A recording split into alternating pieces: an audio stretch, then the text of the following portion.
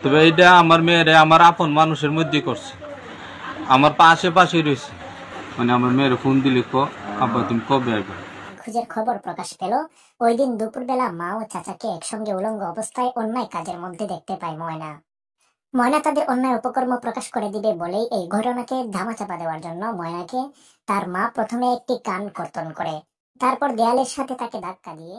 দর্শক, হঠাৎ করে আবারও ময়নার সেই খবর নিয়ে তোড়পাড় শুরু হয়েছে। ময়নাকে আসলে কে মেরেছিলেন সেই তথ্যটি আবারও অনলাইনে হাজির এক ব্যক্তি জানিয়েছেন মূল সব কিছু ঘটনা। আপনারা এই ভিডিওটা দেখলে অবশ্যই অবাক হয়ে যাবেন।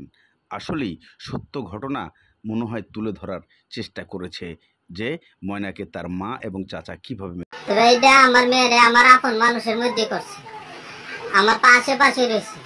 মানে আমার মেয়ের ফোন দিলে আব্বা তুমি কবে আসবে, আব্বা তুমি আজকে করো, কখন করো। ব্রাহ্মণবাড়িয়ার শাহবাজপুরের ময়নার হত্যাকাণ্ডে বেরিয়ে এসেছে নতুন চাঞ্চল্যকর তথ্য। রহস্য মোড় নিয়েছে অন্যদিকে। ময়নার বাবা বিদেশে থাকায় মা পরকীয়ায় জড়িয়ে পড়েছিলেন ময়নার চাচার সাথে। ময়নার চাচার সাথে গত 3 দিন আগে যেদিন ময়না নিখোঁজের খবর প্রকাশ পেল, ওই দিন দুপুরবেলা মা ও চাচাকে একসঙ্গে উলঙ্গ অবস্থায় অন্যায় কাজের মধ্যে দেখতে পায় ময়না। ময়না তাদের অন্যায় উপকর্ম প্রকাশ করে দিবে বলেই এই ঘটনাকে ধামাচাপা দেওয়ার জন্য ময়নাকে তার মা প্রথমে একটি কান কর্তন করে, তারপর দেয়ালের সাথে তাকে ধাক্কা দিয়ে আঘাত করে মেরে ফেলার চেষ্টা করে। দেখা গেল ময়না কোনোভাবেই মৃত্যুবরণ করছে না। তখন ময়নার চাচা ময়নার লজ্জাস্থানের ভিতরে রড ঢুকিয়ে দেয়। তখন মুহূর্তেই ময়না মৃত্যুর কোলে ঢলে পড়ে। তারপর তার চাচা মসজিদের হুজুরকে ফাঁসানোর জন্য মসজিদে ময়নার লাশ রেখে আসে। মসজিদের ছাদে লাশ পাওয়া যাওয়ায় প্রশাসন গ্রেফতার করেন মসজিদের ইমাম ও মুয়াজ্জিনকে। ডিএনএ টেস্ট করে দেখা গেল ইমাম মুয়াজ্জিন দুজনেই নির্দোষ, কিন্তু আদালত সসম্মানে মুক্তি না দিয়ে মিথ্যা মামলা দিয়ে 2 দিনের রিমান্ড মঞ্জুর করেছে। দাঁড়িয়ে টুপি থাকায় আজ সমাজ আর রাষ্ট্র অবজ্ঞার নজরে দেখছে তাদের। এদিকে ময়নার বাবা বিদেশ থেকে চলে আসেন ময়নার আকস্মিক মৃত্যুর সংবাদ পেয়ে। বাবা সাংবাদিকদের প্রশ্নোত্তরে বলেন, আমার মেয়ে কোনো একটা বিষয় জেনে গেছে, যার ফলে মেয়ে আমাকে ফোনে কথা বললেই দ্রুত বাড়িতে আসার জন্য বলতো, এবং বাবা নিজেও চাচা সহ বেশ কয়েকজন এই হত্যাকাণ্ডের সাথে জড়িত আছে বলে ধারণা করছেন।